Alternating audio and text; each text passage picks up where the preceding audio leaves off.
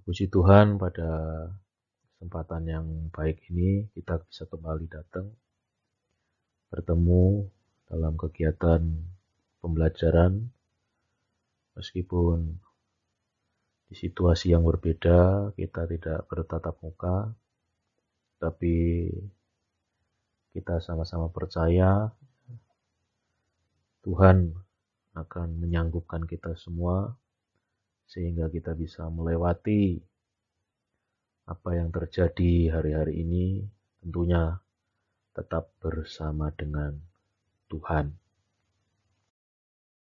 Anak-anakku yang dikasihi Tuhan, sebelum kita memulai kegiatan pembelajaran kita, baiklah kita terlebih dahulu menundukkan kepala kita berdoa supaya kegiatan kita pada kesempatan yang baik ini ada dalam pimpinan Tuhan.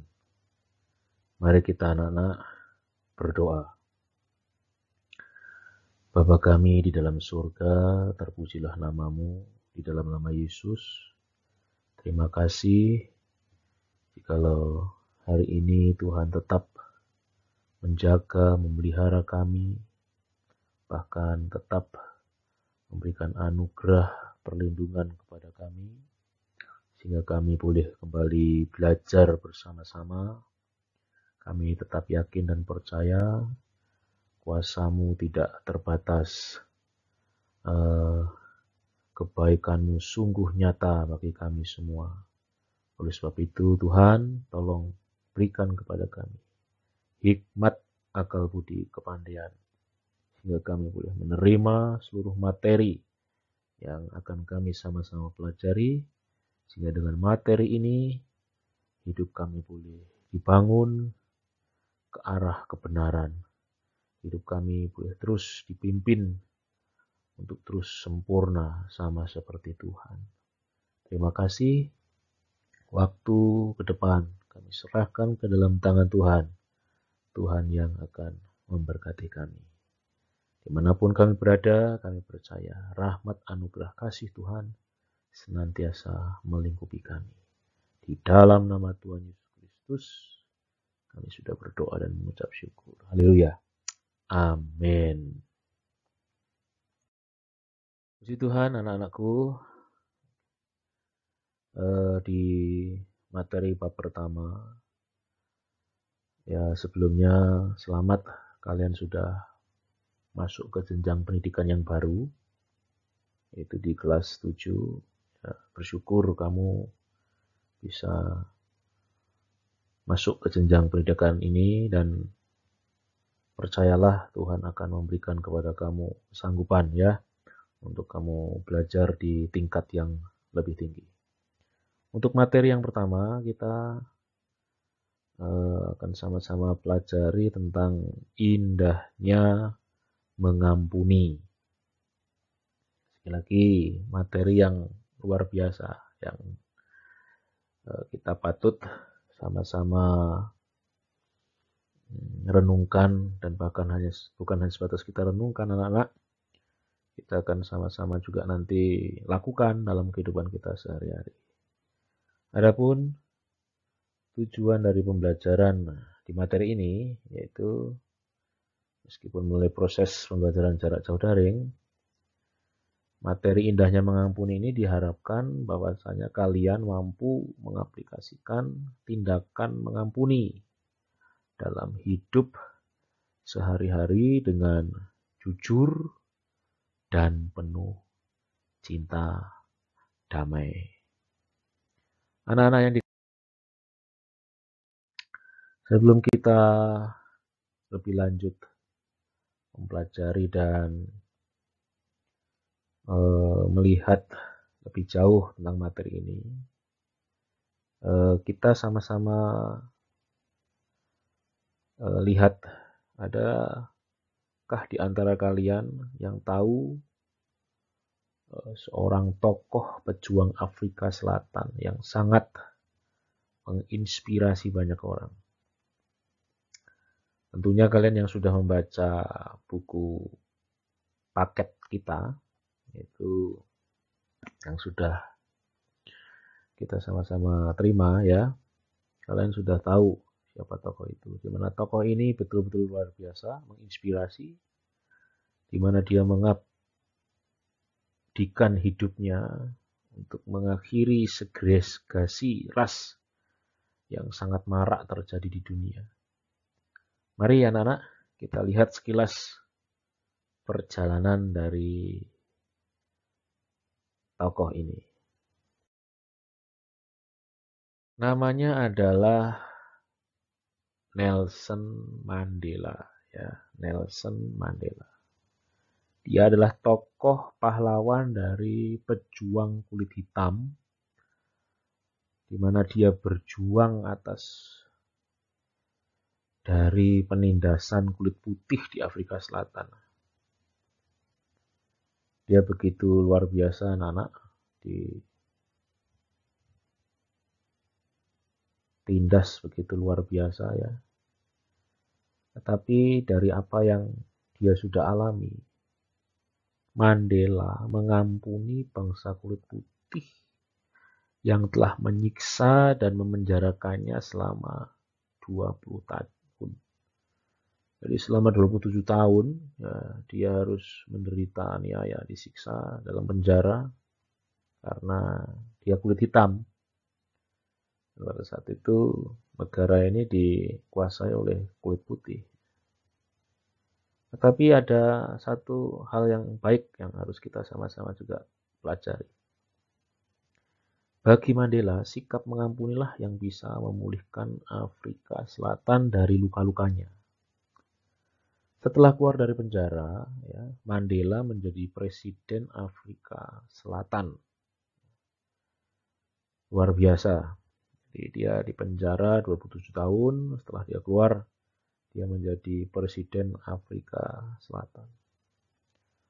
Namun, setelah dia berkuasa, menjadi orang nomor 1 di Afrika Selatan pada saat itu, ia tidak memakai kekuasaannya untuk membalas yang menindas dirinya selama kurang lebih 27 tahun. Sehingga dia dipenjara dan sungguh menderita. Tetapi yang dilakukan adalah merangkul dan mengajak kerjasama orang-orang yang tadinya sungguh-sungguh membuat dia sangat menderita. Dan Afrika Selatan perlahan-lahan pulih. Dan kita tahu Mandela sejatinya hanya menjalankan sebuah perintah agung, yaitu apa? Kasihilah musuhmu dan berkatilah orang yang menganiaya kamu. Anak-anak yang diberkati Tuhan, ya, tokoh inspiratif ini luar biasa. Ya. Dia menentang politik apartheid, di mana antara kulit hitam dan kulit putih bersitegang luar biasa, sehingga yang minoritas kalah, tetapi dia tidak berhenti sampai di situ. Perjuangannya sungguh luar biasa. Ketika pun dia jadi orang nomor 1, bukan membalas, tetapi dia merangkul semua, bekerja sama dengan semua, dan dunia tahu dan dunia melihat perjuangannya begitu luar biasa. Dan Nelson Mandela merupakan presiden pertama orang kulit hitam di Afrika Selatan. Ini tokoh inspiratif yang harus kita sama-sama juga tiru dan teladani. Memahami pengampunan dari apa yang kita sudah sama-sama pelajari dari tokoh seorang yang namanya Nelson Mandela. Ada satu pernyataan penting atau kalimat statement penting yang kita bisa sama-sama renungkan. Jangan belajar untuk membenci. Nah, sekali lagi anak-anak ya. Jangan belajar untuk membenci. Kenapa? Karena sebab ya, tidak ada orang yang terlahir untuk membenci orang lain karena warna kulit, latar belakang, atau agama. Kamu ketika lahir, ya, apakah ketika kamu lahir, kamu terlahir untuk membenci orang? Tidak. Kita lahir, kita butuh orang lain. Kita lahir meskipun dari latar belakang suku, agama, mungkin bahasa, kebudayaan, bahkan warna kulit sekalipun, ya, kita terlahir bukan untuk membenci. Oleh sebab itu pernyataan ini penting kita renungkan. Kita terlahir untuk tidak membenci. Oleh sebab itu, jangan belajar untuk jadi pembenci. Atau jangan belajar untuk membenci orang lain. Ya. Luar biasa. Ya. Lebih lanjut, ayo anak-anak kita lihat materi ini lebih dalam lagi. Di rumah kamu, ya silakan untuk melakukan tes ini. Kamu bisa ajak kakakmu, adikmu, papahmu, atau mamahmu untuk melakukan tes ini. Coba silakan melakukan tes yang pertama ya anak-anak. Ya, silakan melipat tangan seperti yang ada di tes pertama. Coba perhatikan. Jempol kananmu itu ada di atas atau jempol kirimu ada di atas. Sudah? Coba lakukan itu juga kepada kakak atau adikmu. Ya, silahkan. Dan apa yang kamu bisa lihat, apakah sama? Ada mungkin yang sama kakak atau adikmu, tapi apakah orang tuamu sama? Jempol kirinya ada di atas dan jempol kanannya ada di bawah jempol kiri. Atau sebaliknya. Oke. Selanjutnya silakan lakukan tes yang kedua. Ya, silangkan tanganmu seperti pada gambar di tes B ya, atau tes yang kedua. Tangan kanan di atas atau tangan kiri yang di atas? Coba perhatikan. Kakakmu, adikmu, atau orang tuamu, atau siapapun yang ada di sampingmu. Kalau kamu cuma berdua ya tentunya ya bisa jadi sama. Tapi coba cari lebih banyak orang lagi. Silakan cari lebih banyak orang lagi. Dan apa yang bisa kamu lihat di situ? Kan pasti berbeda satu dengan yang lainnya. Dari kedua tes ini anak-anak ya, baik tes A maupun tes B, coba kita belajar. Faktanya begini, dari tes di atas, dalam interaksi manusia dengan sesama, pasti akan ada kemungkinan terjadi gesekan-gesekan yang melahirkan masalah. Karena ini, satu dengan yang lainnya berbeda. Satu dengan yang lainnya berbeda. Karena perbedaan ini loh, nah, luar biasa anak. Satu dengan yang lainnya berbeda. Kamu dengan kakakmu mungkin berbeda. Kamu dengan adikmu berbeda. Kamu dengan temanmu berbeda. Keberbedaan ini memang kita tidak bisa hindari anak-anak. Dan ini memungkinkan akan terjadi yang namanya gesekan-gesekan. Yang mengakibatkan kesalahpahaman. Mengakibatkan pertengkaran. Mengakibatkan masalah. Ya, pasti terjadi. Kenapa? Ya, memang kita dilahirkan tidak sama.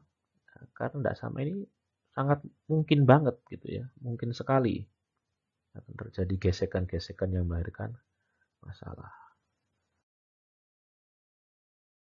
Ketika gesekan dan masalah terjadi, apakah kita mau terus marah? Ya. Apakah kita mau terus marah? Apakah kita mau terus sakit hati? Memang kita berbeda, tetapi ketika terjadi gesekan karena perbedaan itu, apakah kita mau terus luka batin? Nah, dan kemudian yang lebih parah lagi ya, apakah kita mau terus mendendam? Wah ini ya, kita yang sudah dalam Kristus harusnya belajar sesuatu. Memang pasti terjadi yang namanya masalah, gesekan, sehingga mengakibatkan pertengkaran, kesalahpahaman, sakit hati, dan lain sebagainya. Tetapi sekali lagi, ayo kita renungkan. Apakah kita mau terus-terusan marah? Mau terus-terusan luka batin? Mau terus-terus sakit hati? Apalagi mendendam sampai nanti kita tutup usia atau mati. Anak-anak, ayo ya, ketika kita mengalami mungkin gesekan dengan teman, coba kita pilih yang ini. Ketika terjadi gesekan dan masalah, ayo belajar, aku mau mengasihi. Lebih daripada itu, belajarlah, aku mau mengampuni. Penting. Kemudian aku mau kembali bersahabat. Nah, ini ajaran Tuhan semua, anak-anak yang dikasihi Tuhan ya. Aku mau kembali berdamai. Wah, luar biasa. Terus pertanyaannya, bisa enggak Pak saya seperti itu? Ya pasti bisa. Karena kita percaya kepada Tuhan dan Tuhan yang akan memampukan kamu dan menolong kamu untuk kamu bisa jadi seperti Tuhan. Ya, mau mengasihi, mau kembali bersahabat, mau kembali berdamai, dan lebih daripada itu, aku mau mengampuni. Ketika ada orang yang bersalah, membuat kau terluka, dan sebagainya. Mengampuni, nah ini penting kita sama-sama lakukan dalam kehidupan kita. Arti mengampuni, anak-anak yang dikasih Tuhan ya. Yang pertama itu memaafkan seseorang atas kesalahan yang dilakukan dan tidak mengungkit kesalahan itu lagi. Itu arti mengampuni yang pertama. Jadi ketika ada orang yang bersalah, ada tindakan dari kamu memaafkan orang itu dan tidak mengungkit kesalahan itu lagi. Terus yang kedua, arti mengampuni adalah melepaskan diri kita dari amarah dan dendam, bukan melepaskan orang tersebut dari pikiran kita. Ini arti yang kedua. Melepaskan diri kita dari amarah dan dendam. Terus yang ketiga, arti mengampuni adalah keputusan hati untuk mencerahkan masa depan sehingga kita bebas dari beban kebencian dan membiarkan perasaan damai menguasai hati kita. Jadi itu arti mengampuni.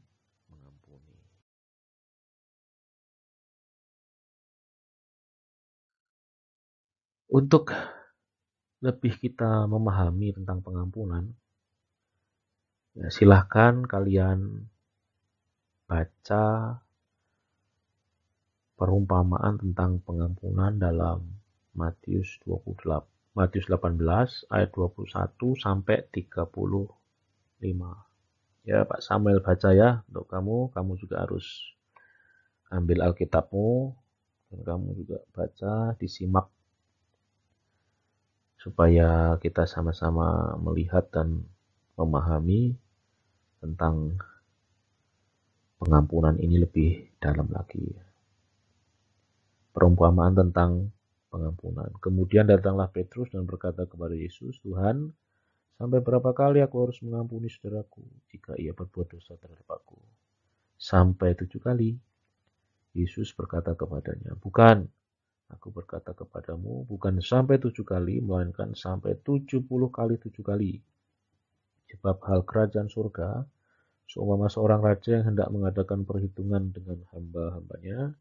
Setelah ia mulai mengadakan perhitungan, itu dihadapkanlah kepada seorang yang berhutang 10.000 talenta. Tapi karena orang itu tidak mampu melunaskan hutangnya, raja itu memerintahkan supaya ia dijual beserta anak istrinya dan segala miliknya untuk membayar hutangnya. Maka sujudlah hamba itu menyembah dia, katanya, sabarlah dahulu, segala hutangku akan kulunaskan. Lalu tergeraklah hati raja itu oleh belas kasihan akan hamba itu, sehingga ia membebaskannya dan menghapuskan hutangnya. Tapi ketika hamba itu keluar, ia bertemu dengan seorang hamba lain yang berhutang 100 dinar kepadanya. Ia menangkap dan mencekik kawannya itu, katanya, bayarlah hutangmu. Maka sujudlah kawan itu dan memohon kepadanya, sabarlah dahulu, hutangku itu akan kulunaskan. Tapi ia menolak dan menyerahkan kawannya itu ke dalam penjara sampai dilunaskannya hutangnya. Melihat itu, kawan-kawannya yang lain sangat sedih, lalu menyampaikan segala yang terjadi kepada tuan mereka. Raja itu menyuruh memanggil orang itu dan berkata kepadanya, hai hamba yang jahat, seluruh hutangmu telah kuhapuskan karena engkau memohonnya kepadaku. Bukankah engkau pun harus mengasihani kawanmu seperti aku telah mengasihani engkau? Maka marahlah tuannya itu dan menyerahkannya kepada Al-Quju sampai ia melunaskan seluruh hutangnya. Maka Bapakku yang di surga akan berbuat demikian juga terhadap kamu. Coba perhatikan ayat 35. Maka Bapakku yang di surga akan berbuat demikian juga terhadap kamu, apabila kamu masing-masing tidak mengampuni saudaramu dengan segenap hatimu. Anak-anak, jadi secara singkat dari gambar ini kamu sudah tahu ya. Yang pertama ada orang yang punya hutang kepada raja 10.000 talenta. Ya, satu ini. Dia mau dipenjara, tetapi dia memohon kepada raja dan raja mengampuni atau membebaskan seluruh hutangnya. Tetapi ketika dia sudah dibebaskan dari segala hutangnya, ya, dia ketemu sama temannya atau saudaranya atau kawannya, di situ dikatakan ya. Terus kemudian dia datang kepada kawannya yang berhutang kepadanya 100 dinar saja. 10.000 talenta sama 100 dinar itu bandingannya jauh sekali ya. Dengan kawannya yang berhutang hanya 100 dinar, dia memperlakukan luar biasa. Dia dicekik, kawannya tadi dicekik dan mau dibunuh dan lain sebagainya. Raja dengar, ya sudah, karena dia tidak tahu diri ya, dia sudah dibebaskan dari hutangnya, tapi dia tidak bisa membebaskan saudaranya atau kawannya yang punya hutang kepadanya. Ya sudah, akhirnya dia dijebloskan ke dalam penjara. Dari kisah ini kita harus sama-sama sadar ya, kita pun juga demikian. Kita nggak ada yang terlahir sempurna, karena apa? Kita semua sudah dapat dosa waris. Ya, kita nggak bisa lari dari itu dosa warisnya Adam dan Hawa ya. Jadi dengan keadaan yang demikian ya, kita nggak bisa lari dari jerat hukuman. Firman Tuhan katakan, sebab upah dosa ialah maut ya. Gak ada yang namanya dosa kecil, dosa sedang, dosa besar. Dosa adalah dosa. Dan dosa yang begitu luar biasa sama Tuhan sudah diampuni. Nah, ketika pun kita merasakan dan mungkin mengalami ada orang yang sangat-sangat membuat hati kita jengkel, sakit hati, dan sebagainya. Ayo belajar untuk kita juga bisa mengampuni. Sama seperti Tuhan sudah mengampuni kita, ayo kita juga belajar mengampuni. Kalau kita lihat dari hal yang sudah kita baca ya, memang ya, kalau kita belajar mengampuni dari manusia, kita tidak akan pernah bisa. Sekali lagi, kalau kita belajar mengampuni dari cara manusia mengampuni, tidak akan pernah bisa. Karena manusia itu sukanya menahan-nahan, menunda-nunda, dan bahkan kadang-kadang tidak tuntas dalam hal memberikan pengampunan.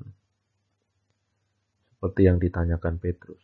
Kemudian datanglah Petrus dan berkata kepada Yesus, Tuhan, sampai berapa kali aku harus mengampuni saudaraku jika ia berbuat dosa terhadap aku? Sampai 7 kali. Nah, kata 7 kali ini kan berarti kan ada batasnya. Tapi kalau kita lihat dari apa yang Tuhan nyatakan, ya, Yesus berkata kepadanya, bukan. Aku berkata kepadamu bukan sampai 7 kali, melainkan sampai 70 kali 7 kali.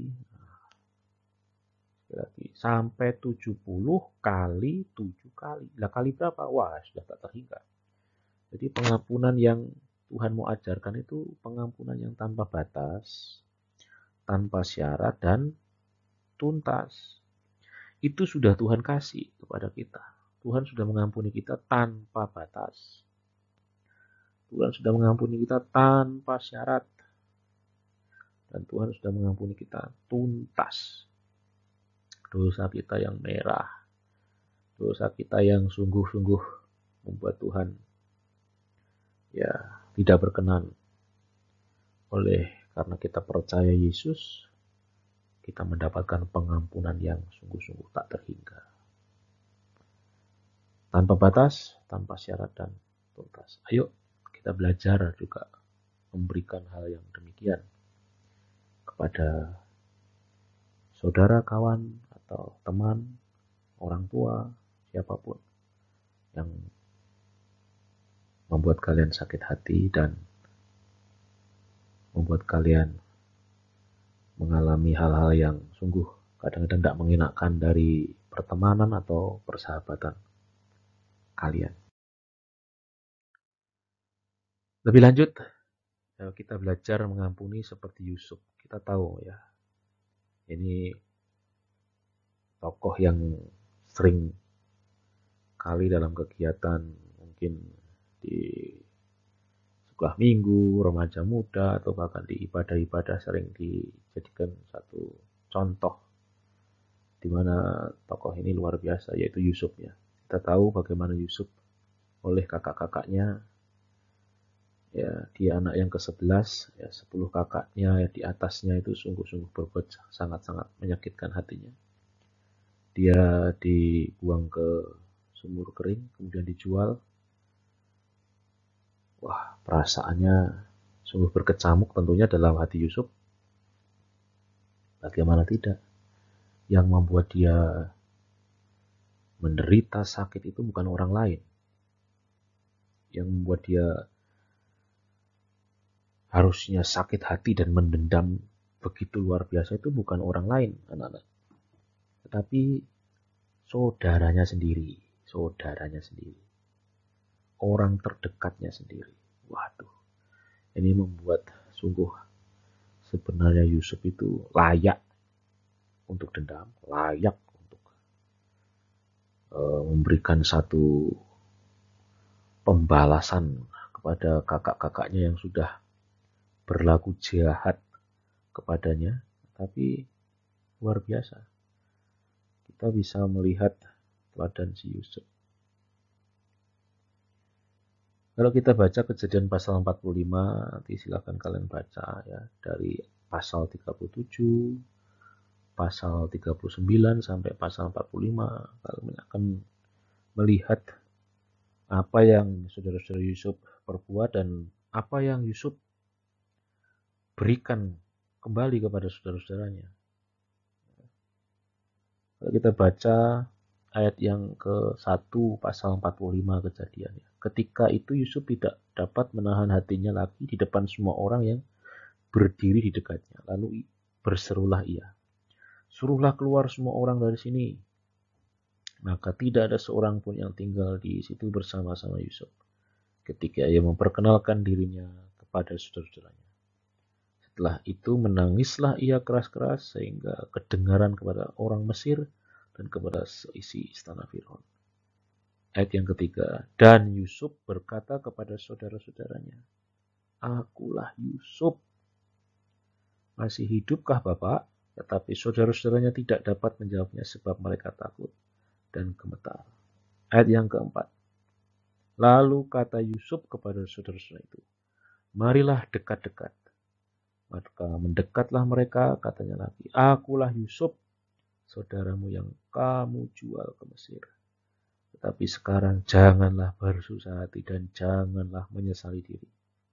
Karena kamu menjual aku ke sini, sebab untuk memelihara kehidupanlah Allah menyuruh aku mendahului kamu." Jadi dari pembacaan di pasal 45, kalian tidak akan pernah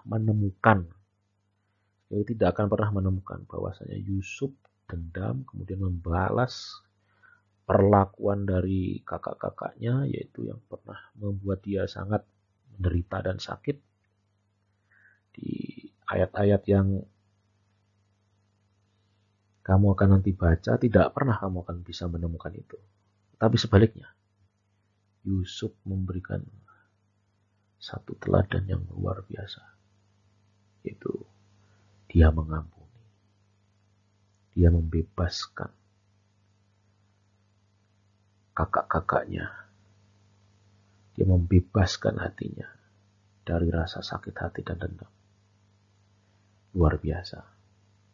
Oleh sebab itu anak-anak yang dikasih oleh Tuhan, di jenjang atau di tingkat pendidikan yang baru ini, kamu akan mendapatkan pengalaman-pengalaman berteman, berkawan, bersahabat dengan banyak orang. Mungkin di tingkat yang lama gitu ya, kamu berteman dengan 5-10 orang. Di tempat yang baru tentunya jumlah siswa semakin banyak. Ketika jumlah siswa semakin banyak, ya sudah, kamu bisa bayangkan sendiri bagaimana ada banyak perbedaan, ada banyak karakter-karakter yang akan kamu jumpai di situ. Dan itu bisa membuat kamu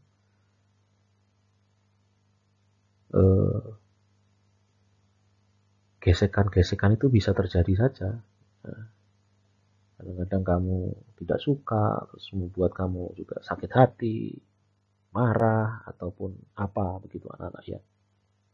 Tapi dari sini ya pelajaran tentang bab 1 ini mari kita sama-sama renungkan dan lakukan dalam kehidupan kita sehari-hari. Kita tidak bisa menolak yang namanya perbedaan antara kamu dan teman-temanmu, nggak bisa menolak kita. Tapi meskipun di setiap kamu bersosialisasi dengan teman kamu terjadi masalah, ayo ingat pelajaran bab pertama ini. Sungguh mengampuni itu sesuatu yang indah. Yusuf disakiti begitu luar biasa, tetapi dia bisa memberikan pengampunan kepada saudara-saudara sendiri.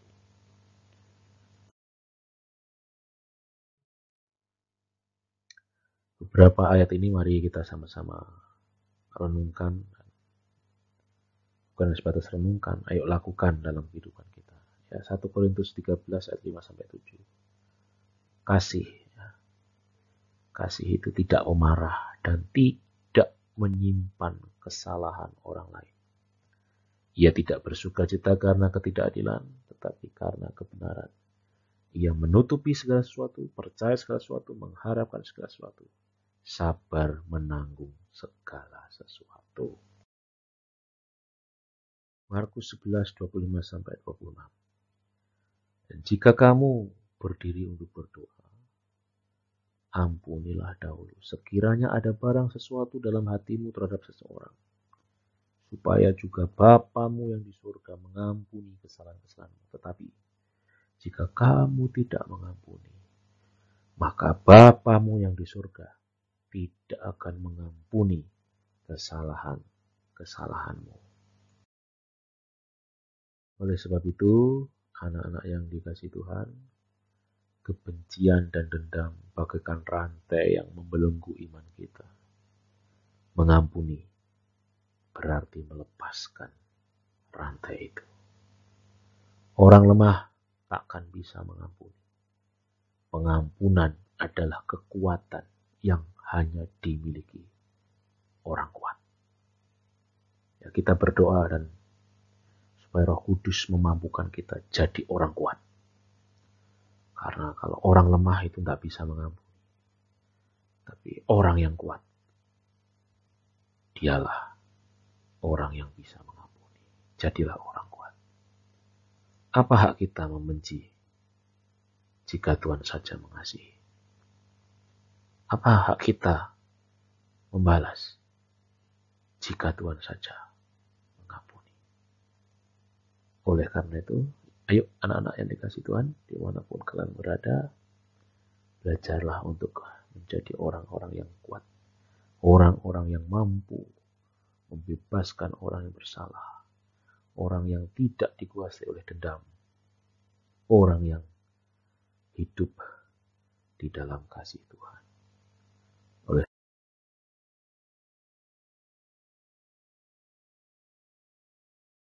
mengampuni. Aku mau mengasihi. Aku mau hidup berdamai dengan orang-orang yang sudah menyakiti hatiku. Aku mau hidup dalam cinta dan kasih-Nya Tuhan. Supaya apa? Tuhan senantiasa memberkati kehidupanmu, memakai hidupmu, dan Tuhan akan memberkati engkau. Ayo anak-anak, sebelum kita mengakhiri kegiatan kita berdoa dulu supaya Tuhan berikan kekuatan, kemampuan kepada kita.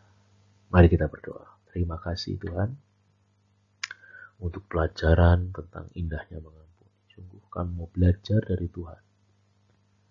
Tuhan yang mengampuni kami terlebih dahulu. Demikian juga kami mau juga mengampuni orang-orang yang bersalah kepada kami. Pengampunanmu tuntas, pengampunanmu tanpa syarat, pengampunanmu tak terbatas. Sungguh kami mau juga belajar seperti Tuhan mengampuni kami. Terpujilah namamu, remakan firman-Mu di dalam kehidupan kami, supaya kami boleh hidup seturut dengan kebenaran Tuhan saja. Terpujilah nama Tuhan, di dalam nama Tuhan Yesus Kristus, kami sudah berdoa dan mengucap syukur. Haleluya. Amin. Oke anak-anak, untuk tugas nanti akan di-share melalui